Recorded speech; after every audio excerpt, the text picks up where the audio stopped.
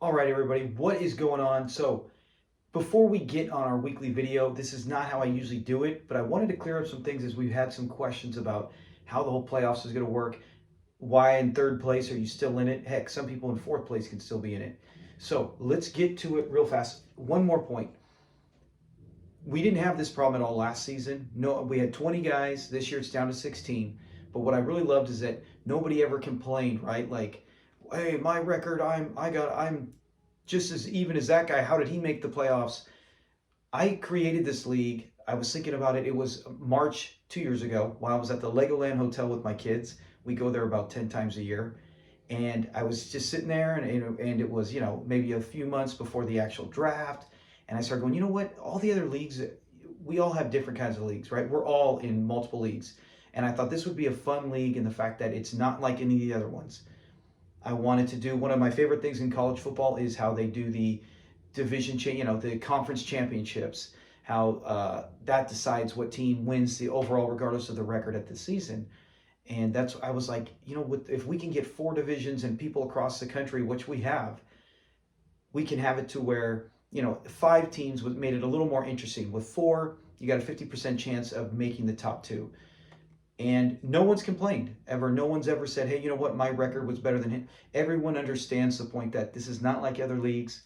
This is a college type league. You have to basically be in the top two in your division, regardless of what anyone else does, even if your record's better or not. Heck, that's what I love about college, right? Some really good teams end up not making it, and that's the fun part. So from there, let's break this down. This is just where it says, it's kind of faded there, but SEC. And with the SEC, I'm just using a division. As you see Team A is 10-3, Team B 8-5, Team C 8-5, Team D 3-10. So right off the bat, we know the fourth place team would basically, as we come towards the end, would be out of it. Now, how do we decide who goes where? First, it's head-to-head. 2 games, head-to-head. If there was an accident, regardless, it's supposed to be 2 games head-to-head. And that's why the last 6 weeks is all division play, because that's when we can get to the meat. That's when we can get to decide who is really the best out of these 6 teams, or 4 teams with the last 6 games heads up. So you go head-to-head. If that splits, which is possible, 1-1, the next would be division record. So as you see listed here, if the season ended right now like this for this scenario, Team A would finish first place. Now, they made the playoffs. They're not the division winner yet. They would make the playoffs. Team B, 8-5, finished 3-3 division record. Team C, 8-5, 4-2 division record. And then, of course, the last team, irrelevant, but 0-6. They're 0-6. If this was the case and Team B and C split one up, the 2 games they went heads up, split one apiece. Team C then, regardless of, because the sleeper app might show it like this because they have points scored. I have it like that because when it's points scored, then if it's tie, usually the team's at the top. Team C would actually make the playoffs, and by playoffs we mean divisional playoffs. It is not the Final Four, which is the real official best team from each division, and that's what we want. We want basically at the end, right, you got some mix here. It appears Team A is most likely the best team in the division. That said, this is where the fun aspect's in. Week 14, we have a division championship game. The winner of this will then represent. So as you see here, as we went down, Team A, let's say this is week 14 right here. Team A against Team C. Now, only in this round, not in the Final Four. Once that, it's straight up best team wins.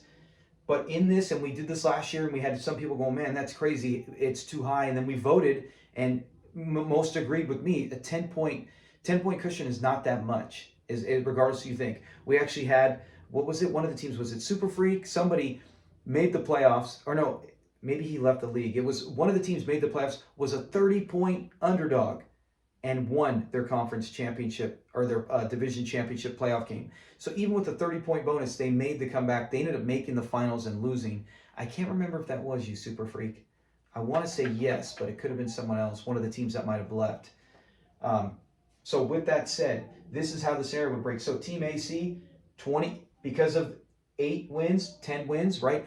The reason I added this in is because there has to be a point of winning first. There has to be a point of of, because if it just goes top two teams, and let's say your bottom two are cellar dwellers, who cares? You can suck, it's irrelevant. There's no reason, there's no motivation to finish first. And that's what I wanted. Motivation. I wanted people to set their lineups. I wanted people to get the most points they can get. And because points come into the third thing. Let's say he was 3-3. Let's see, both of them were 3-3 and they both went heads up, which is totally possible.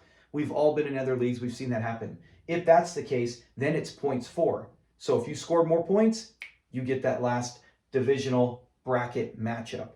So everyone should be clear on that, right? And then right here, Team A, he would get kind of like a home field advantage to where, hey, I got 10 wins. The next guy below me has 6. I'm sorry if everyone else kind of, was mediocre in my division. I can't help it. That would be a 40-point. Now, the biggest we had last year was 30. We had a few with 10 points, right? And I think the 10-point ones ended up not even winning. They ended up losing so even 10 points, you're like, look at some of the games as we go through the reviews.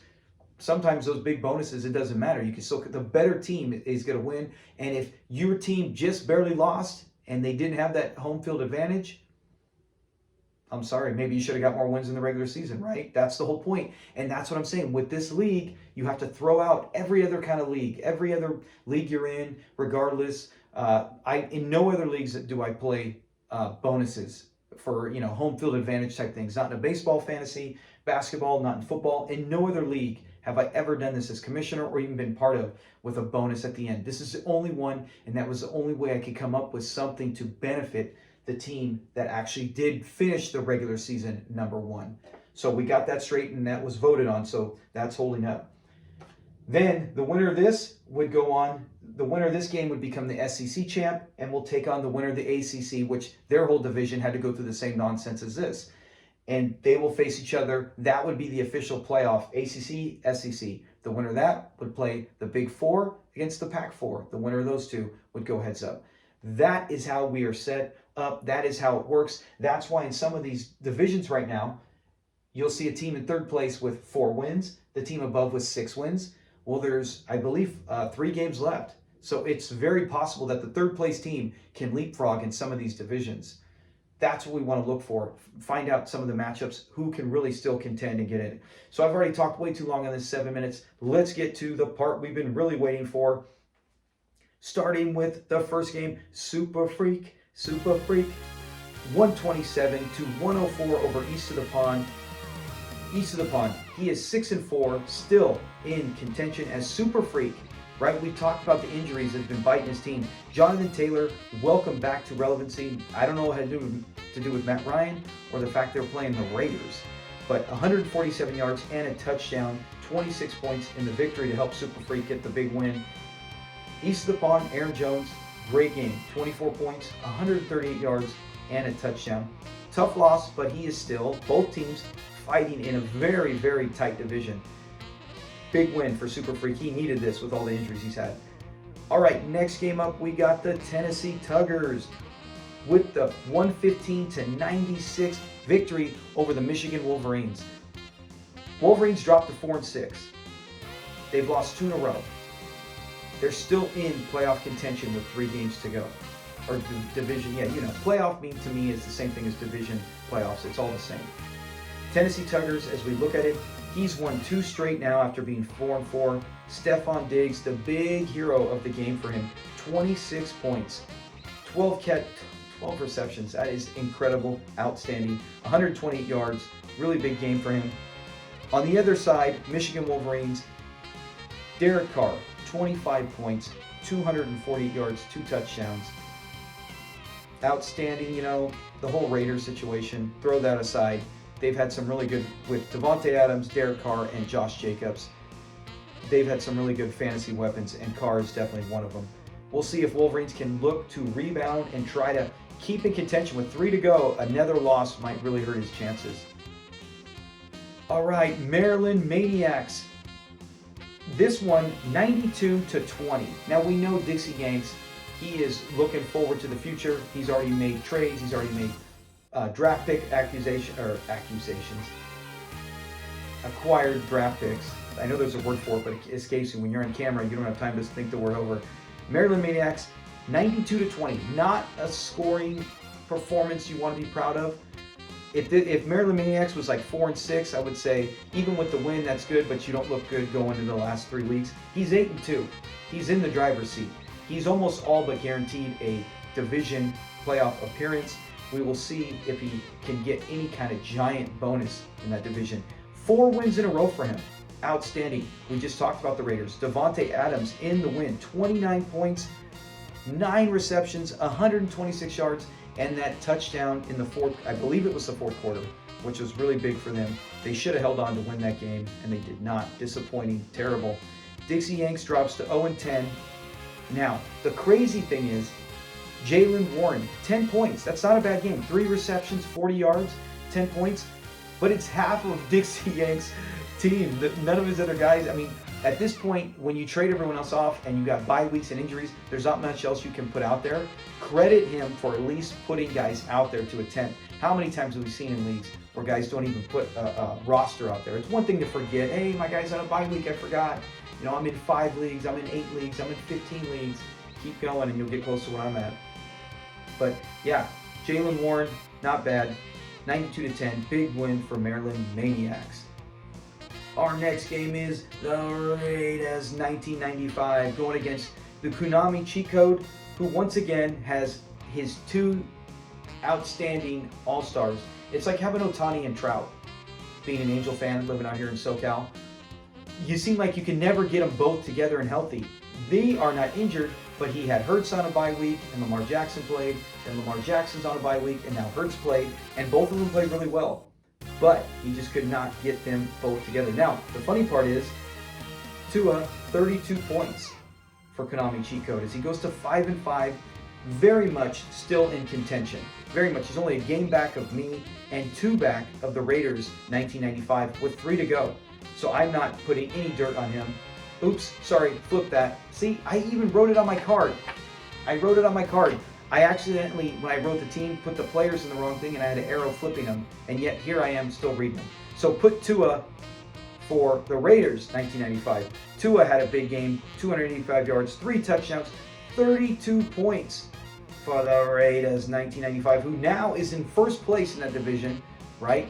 You got to think he's almost in the driver's seat. Now, this division might have no home field advantage at the end, right? If any teams are tied, you get 0 bonus. You at least just make the division championship game. That said, he's looking good. 7-3, 3 games to go. Could he, if he wins out, I guarantee you he's almost going to get an advantage because then he's going to have to beat my team and he's going to have to beat, although I don't think he's going to. We'll talk about that in a sec. We'll get to that when we talk about my game. But he's looking good right now with 3 to go and having a 2-game lead over the 3rd place team. JT 2603, he goes to 7-3, 144, big game right there, 144 points against 540 boys, our defending champs. I will always refer to him as our defending champs until we have a new champ.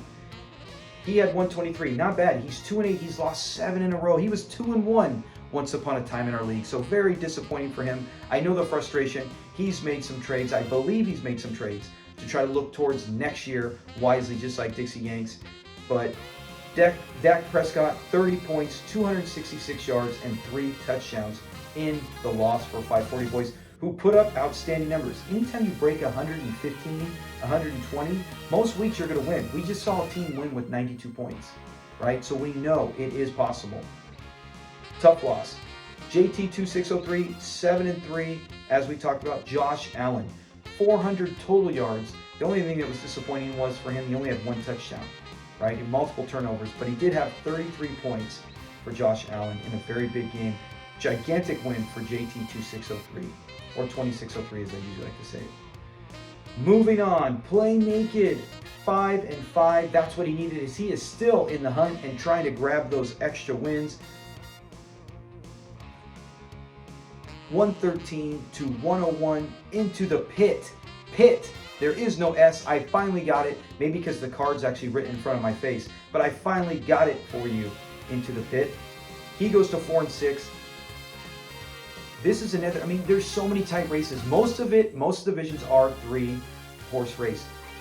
I don't have the numbers in front of me because I don't have my phone, which I'm recording on, but I want to say that, and maybe one division still has the 4th place team in contention. The rest is 3-horse races, which is going to mean at the end of the season, you're going to have at least 3 teams, possibly 4, sitting on the outside, either tie in a division or points separated them or lost by 1 game. And you might see a team with maybe 2 teams are not as good as a record make it. It's frustrating, it's tough, but we all know it, and that's what I love about the league is you just got to finish the top 2 and do everything you can to get into it. But Play Naked wins his first, ends his losing streak. Trevor Lawrence, 259 yards, 2 touchdowns, 29 points for Play Naked. Into the Pit, Ryan Tannehill, really solid game. I know he had a lucky touchdown there, but in one of it, but it doesn't matter. 26 points, 255 yards, 2 touchdowns. The tough thing about Into the Pit, he was 4-2 once upon a time and one of the top teams, and he has suffered some tough ones as he has lost 4 in a row. This one, no shame. When you break 100, generally you win a game, and he just barely misses out 101 to 113. So tough loss there. All right, we just got 2 games left. Let's get to them. A1 A-Holes goes to 8-2, tied for the best record in the league. Once upon a time, he was 500. I remember it was like, okay, although to be fair, a couple of his wins were very low scoring. So it's not like he's lighting the league on fire with points. But he's 8-2, won 6 games in a row. There is no denying that is a good team, not a lucky team that many times. Davis Mills, 25 points, 300 yards, and a touchdown. Big game for Mills to lead A1 A-Holes to the victory over Lynchbaum, right? 122 to 67. Lynchbaum's team did not put up a lot of points. He's 3-7. Aaron Rodgers, 24 points in the loss, 224 yards, 3 touchdowns, all to Christian Watson. That was exciting. So good job for Holes to keep it going. And he's the only one I feel is basically locked it up. Now it's just how much of a point advantage will he have in that division. And who's going to contend? Who's going to fight for second place? And even if they do, whoever it is, remember, like I said last year, we had it. So don't think it's a sacrificial lamb. Whoever comes out in second place is just going to go on and lose that game. You never know what could happen. That's what I like about it. And our final game, look at this. St. Louis Randlesses, he was making trades. He was saying, hey, it's over. He's won 2 in a row, coming back from 1-7 to 3-7, beating my team 151 to 134. Oh, that's a heartbreaker.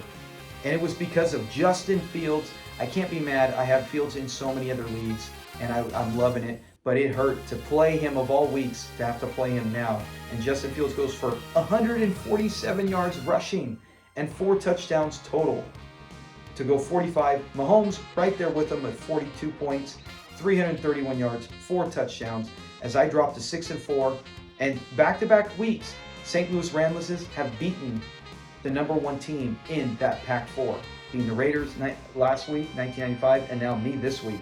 So fair, turnabout is fair play. So that is it for the game review. I hope you guys enjoyed this. The rankings, at this point, the rankings are fun to give us something to do throughout the season. It's hard when I come up with the rankings. Like I said, I base the roster. I look at it and say, how bad would I like? How bad do I not want to play that roster, or do I want that roster? So I look at it and I go, I don't want to play them. Sometimes it could be the roster is really good. Sometimes it could be the hot players. Sometimes it could be a team that's won A1 A-Holes 6 in a row where you're like, everything's just clicking for the majority of the time. I don't want to play them. So the rankings are in that. I'm with a lack of time, I'm unable to go and really rank it right now. I think since we're so close to the end, with all the playoffs coming up, it's kind of irrelevant. Right now I'm focused more on looking, that's why the last video was just about the division breakdown, who can really be up there, who's got a hold on everything. I will put a post, just a photo of the rankings. I will get that up before Sunday. I will have it Saturday, most likely, sometime when I get free time, because it still is fun to say, hey, who's the top 8? I do apologize for not consistently having the videos like I did last year. It's a little quicker this year because it's 16 teams, so it's 8 games as opposed to 10 when we had 20 teams. But it still takes me over a couple hours to do it. And I have another league, I do it for my home league. As soon as I'm doing this video, I got to go do a podcast for that. I have a podcast for the home league. So I have a lot going on. I do apologize. I do care a lot about doing this. I love talking about the information and getting it to you guys. I like the fact that you guys like it. And originally, after last year, I thought maybe this was a one and done because it took a lot of work. And I was like, I don't know if people want to stick around. Other than 4 guys, everyone stuck around. So I do appreciate that. As long as you want to be in it, I will continue to do it. It is, like we said, a different type of league. So have a great time. I hope you guys enjoyed the Thursday Night Football. I did. I liked Watson getting touchdowns. That Traylon Burks play in my home league, I had to play him because I have so many guys on a bye week. And when he caught that last one, I got a 5-point bonus for 100 yards. It went from like 12 to 24 points. Beautiful. So I really liked, especially the end of the game. The game itself was great too. So have a great weekend. I will look to post the top 8 rankings, the elite, I love to call it Elite 8. Elite 8 rankings on Saturday, and have your roster set for Sunday. Talk to you guys next video. Peace.